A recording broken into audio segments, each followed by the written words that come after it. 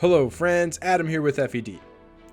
Today I want to talk about unit uniqueness and why it is a really important part of Fire Emblem. And to really get into it and really share with you my thoughts on this, we're going to take a look at one of my favorite characters in this series, that being Matcha.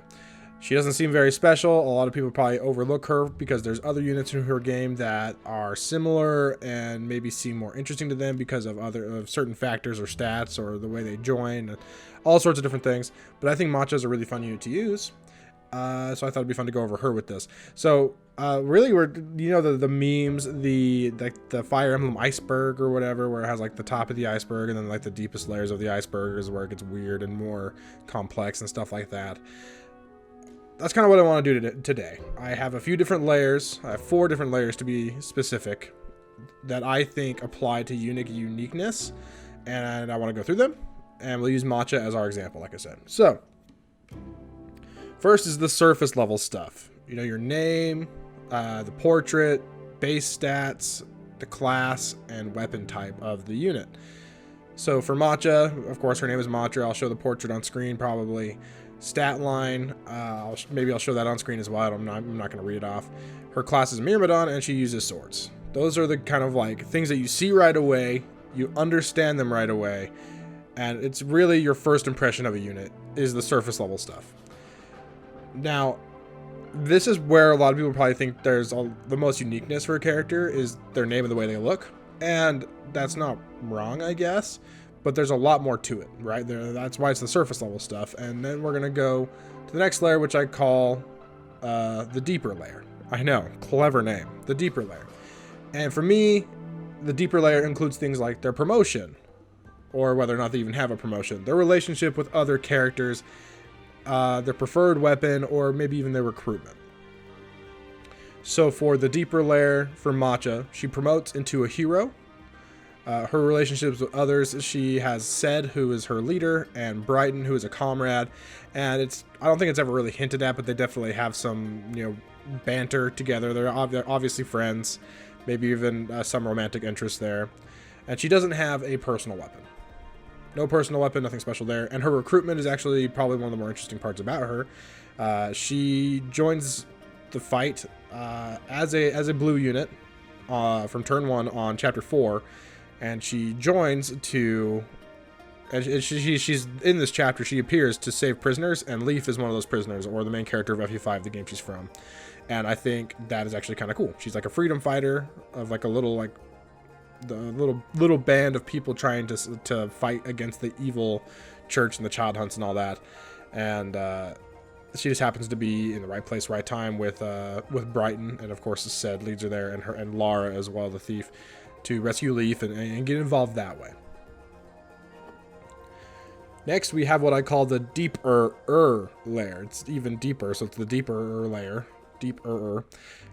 This includes things like growths, the character's backstory, if they have one, if it exists. And then in some games, I think this also includes things like their skills or unique abilities in combat arts, if we're talking 3 houses. Children characters that they have, or inheritance that they can pass down, things like that. I think that is like in the next layer deeper, the deeper layer. And for Matcha, her growth rates, I'll show them on screen. They are decent, but not great. They're like, okay. Her backstory, we don't really know much about it to my knowledge, but we know that she has some relationship with Brighton. She looks up to Ced as a leader and mentor in a way. And she, she obviously is a good person. She hates bad people. Doesn't hate, well, I don't know, hate, but she's fighting against bad people. So she must be doing something right. And then as far as her unique skills and stuff, she has Vantage, which means she always attacks first, which is actually pretty neat. And you compare that with some other things and other factors that are actually in the next layer deeper that make her actually a pretty fun unit to use in my opinion. So now that we've had the surface level layer, the deeper layer, the deeper layer, we have the final layer, which I'm calling, you guessed it, the deepest layer. I know, really creative. I worked really hard on these names. Please don't make fun of me. And the deepest layer, I think, is very specific to each game. Very specific to each game. So for instance, I will say like the GBA games, for example, like so FE6, FE7, FE8, or Binding Blade, Blazing Sword, whatever, Sacred Stones. I think for that game, it's support bonuses. Sure, there's characters you have supports with and all that, but I think the support bonuses that a unit gives, because the game doesn't really explicitly say it, is something that you have to really either study out to figure it out, or you just look it up. And I think that is a solid spot for the deepest layer.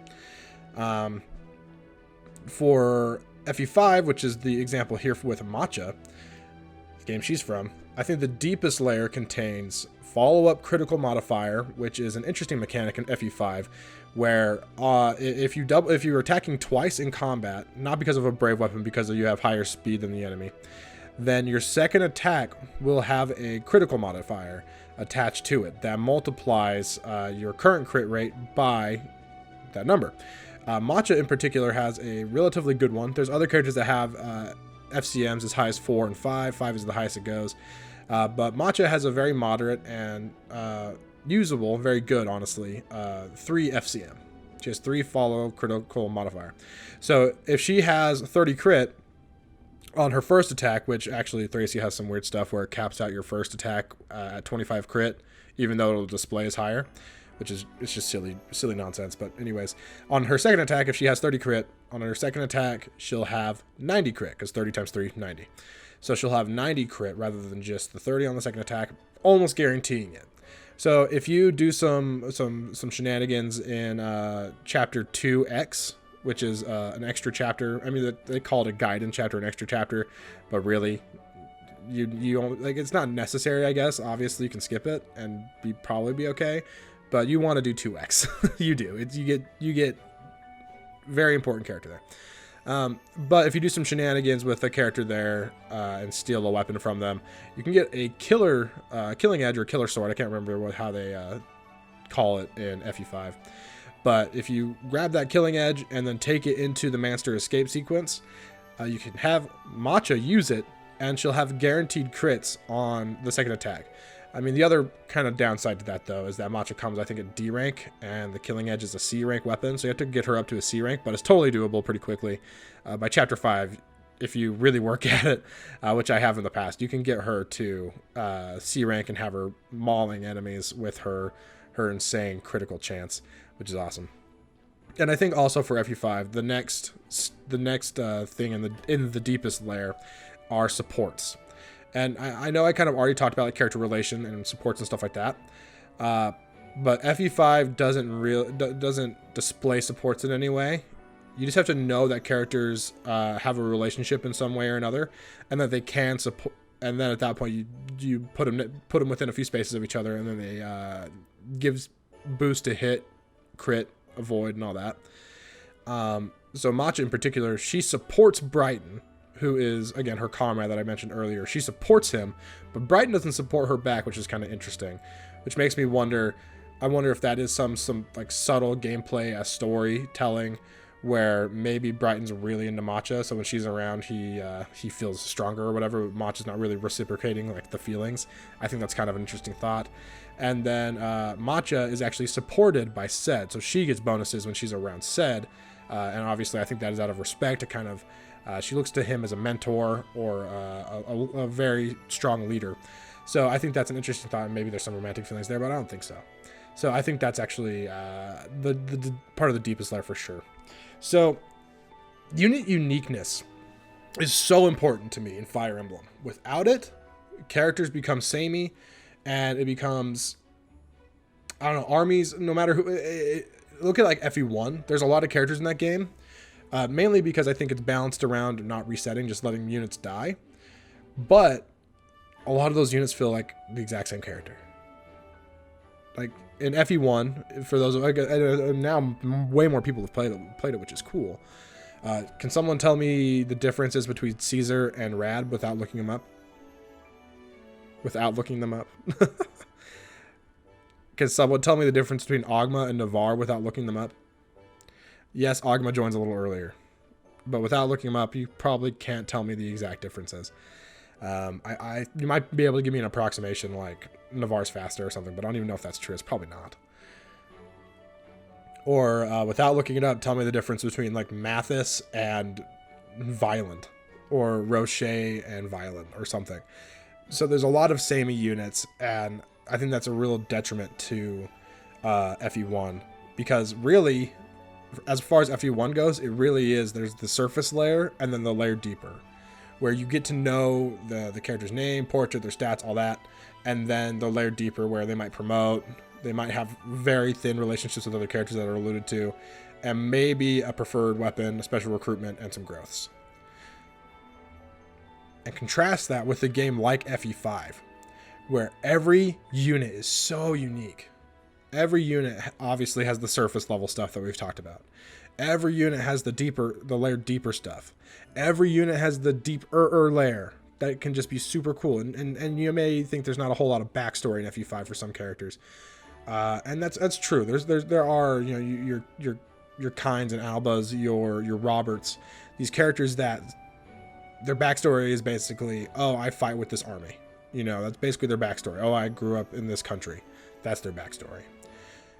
But you also have units like Marita, who has a very interesting past, and Galzus, who is like the estranged cousin to the king of Isaac, or the rightful king of Isaac, Shannon. So there's so many fun backstories. Avel's backstory is insane. It's really cool. Stuff like that. And then, of course, they all go even deeper. The deepest layer with the FCM and follow-up critical modifier and supports. And it makes it so every unit in the game feels special. Feels like they have something about them that makes them worth using. Aside from, again, there's a few instances that I can't confidently say that. Again, Kyne, or is it Kane? I feel like the translation changes on that one. It's either Kane or Kyne. Kane, Alba, Robert. But that's just a few. That's just a few units that are so uninteresting in a sea of units who are super cool. Units like, Safi or Sophia, or whatever the translation is now. I can't remember if I think Little Master changed it back to Safi. I don't remember off the top of my head now. But you got units like Safi, who's interesting, and then of course her sister Tina. You have Parn, who is really cool. Salem, who used to be a part of the bad guys, but was like, dude, this is messed up. Showing that there is like some good people in the Loptis Empire that just need to run away, stuff like that. There's so many cool characters. So yeah, uniqueness is important. Uniqueness is important. Fire Emblem I think Fire Emblem recently, especially with 3 houses, has fallen into the trap of making every character super customizable. So much so that units stop feeling unique. Yes, I understand there's combat arts, there's magic list, all that stuff. But I worry that that's going to be more of a trend, where every unit can become everything and can do anything. Uniqueness is important. It makes Fire Emblem interesting. That's why Fire Emblem is fun to play in the first place for me personally, is that there are so many fun, unique characters. And without that, Fire Emblem falls flat on its face, and becomes a lot less interesting to play. But let me know. What do you guys think? Do you think Fire Emblem is that Fire Emblem characters need to be unique? Do you think uniqueness is as important as I'm saying, or is it okay if they're more generic later down the road or something, or if they become more samey so that they can all become whatever you want?